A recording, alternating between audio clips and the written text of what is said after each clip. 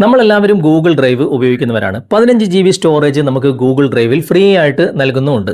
നമ്മളതിൽ ഫോട്ടോസുകൾ, വീഡിയോസുകൾ, ഡോക്യുമെന്റ്സുകളൊക്കെ സേവ് ചെയ്ത് സൂക്ഷിക്കാറും ഉണ്ട്.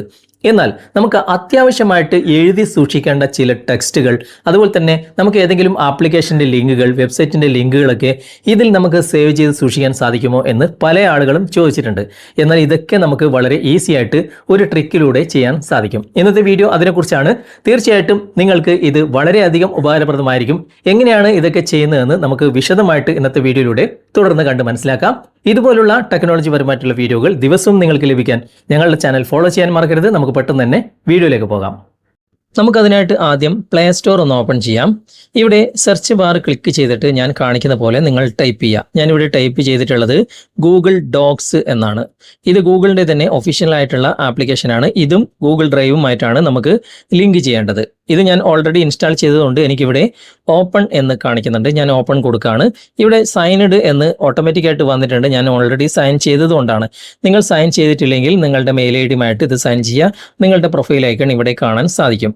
ഇവിടെ തന്നെ നമുക്ക് താഴെ ഒരു പ്ലസ് ഐക്കൺ കാണാൻ സാധിക്കും. ഇതിലൂടെ തന്നെ നമുക്ക് ഒരുപാട് കാര്യങ്ങൾ ഇതിൽ തന്നെ നമുക്ക് സേവ് ചെയ്യാൻ സാധിക്കും. പക്ഷേ നമ്മുടെ ലക്ഷ്യം അതല്ലല്ലോ. ഗൂഗിൾ ഡ്രൈവിലാണല്ലോ നമുക്ക് ലിങ്കുകളും അല്ലെങ്കിൽ ടെക്സ്റ്റുകളും പേസ്റ്റ് ചെയ്യേണ്ടത് അല്ലെങ്കിൽ സേവ് ചെയ്യേണ്ടത്. ഗൂഗിൾ ഡ്രൈവ് നമ്മൾ ഓപ്പൺ ചെയ്ത് കഴിഞ്ഞാൽ അതേ മെയിൽ ഐ ഡി തന്നെയാണോ നിങ്ങൾ ഉറപ്പുവരുത്തുക.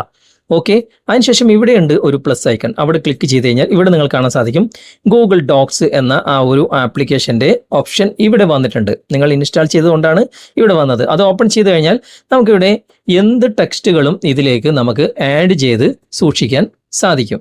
ഇപ്പോൾ ഞാനിപ്പോൾ ഒരു സംഭവം ഇവിടെ എഴുതിയിട്ടുണ്ട്. ജസ്റ്റ് ബാക്ക് വന്നു കഴിഞ്ഞാൽ അതവിടെ സേവ് ആയി. സേവ് ആയിട്ടുണ്ട്.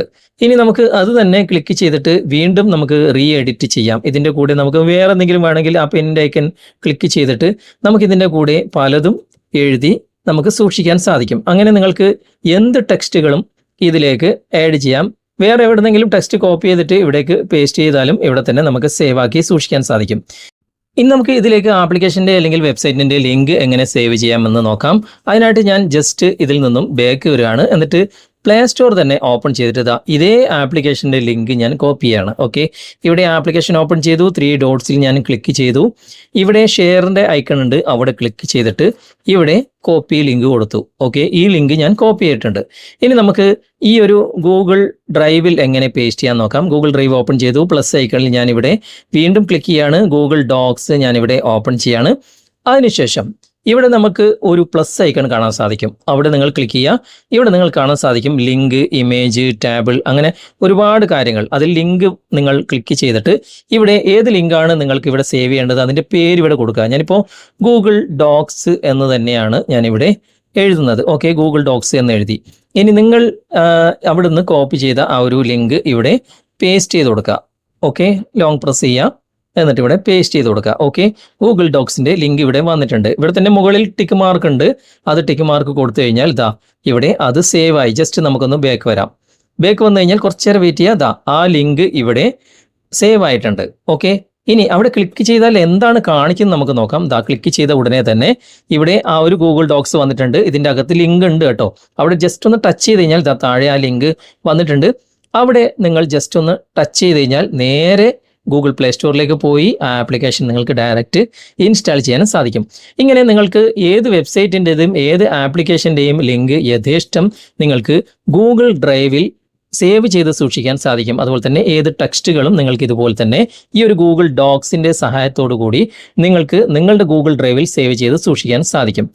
അതുപോലെ നിങ്ങൾ ഗൂഗിൾ ഡ്രൈവ് ഓപ്പൺ ചെയ്തിട്ട് സേവ് ചെയ്തതൊക്കെ ഇവിടെ ഒന്നും കാണുന്നില്ലല്ലോ എന്ന് നിങ്ങൾ ഭയപ്പെടേണ്ട ആവശ്യമില്ല. ഇടതുവശത്ത് മുകളിൽ നിങ്ങൾക്ക് 3 ലൈൻസ് ഉണ്ടല്ലോ. അവിടെ ക്ലിക്ക് ചെയ്ത് കഴിഞ്ഞാൽ റീസെൻറ്റ് എന്ന ഭാഗം സെലക്ട് ചെയ്ത് കഴിഞ്ഞാൽ ഏറ്റവും പുതുതായിട്ട് നിങ്ങൾ ആഡ് ചെയ്തത് ഈ ബ്ലൂ കളറിൽ കാണുന്ന ഐക്കണോട് കൂടിയത് ഗൂഗിൾ ഡോക്സിൻ്റെ ആണ് കേട്ടോ. ഇനി പഴയത് നിങ്ങൾ ഒരുപാട് ആഡ് ചെയ്തിട്ടുണ്ടെങ്കിൽ അതൊക്കെ നിങ്ങൾക്ക് ഇവിടെ സ്ക്രോൾ ഡൗൺ ചെയ്ത് കഴിഞ്ഞാൽ ആ ഒരു ബ്ലൂ കളറിലുള്ള ആ ഒരു ലോഗോ നിങ്ങൾക്ക് കാണാൻ സാധിക്കും.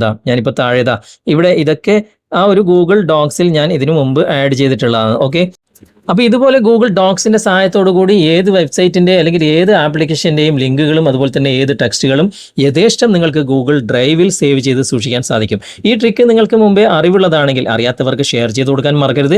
അതുപോലെ തന്നെ വീഡിയോ നിങ്ങൾക്ക് ഇഷ്ടമായിട്ടുണ്ടെങ്കിൽ ലൈക്ക് ചെയ്യാനും കമൻറ്റ് ചെയ്യാനും ഷെയർ ചെയ്യാനും മറന്നു പോകരുത്. ഓക്കെ. അപ്പോൾ ഇന്നത്തെ വീഡിയോ നിങ്ങൾക്ക് ഉപകാരപ്രദമായിട്ടുണ്ടെങ്കിൽ നിങ്ങളുടെ കൂട്ടുകാരിലേക്കും വീഡിയോ ഷെയർ ചെയ്തെത്തിക്കുക. അതുപോലെ തന്നെ വീഡിയോ കുറിച്ചുള്ള അഭിപ്രായങ്ങളും നിർദ്ദേശങ്ങളും നിങ്ങൾ കമൻറ്റായി രേഖപ്പെടുത്തുക. വീഡിയോ ഇഷ്ടമായിട്ടുണ്ടെങ്കിൽ ലൈക്ക് ചെയ്യാനും കമൻറ്റ് ചെയ്യാനും ഷെയർ ചെയ്യാനും മറക്കരുത്. ചാനൽ നിങ്ങൾ ഇതുവരെ ഫോളോ ചെയ്തിട്ടില്ലെങ്കിൽ ചാനൽ ഫോളോ ചെയ്യുക, സബ്സ്ക്രൈബ് ചെയ്യുക, ലൈക്ക് ചെയ്യുക, സപ്പോർട്ട് ചെയ്യുക. അടുത്ത നല്ലൊരു വിഷയമായി അടുത്ത അവസരത്തിൽ നമുക്ക് വീണ്ടും കണ്ടുമുട്ടാം. Thanks for watching. ബൈ.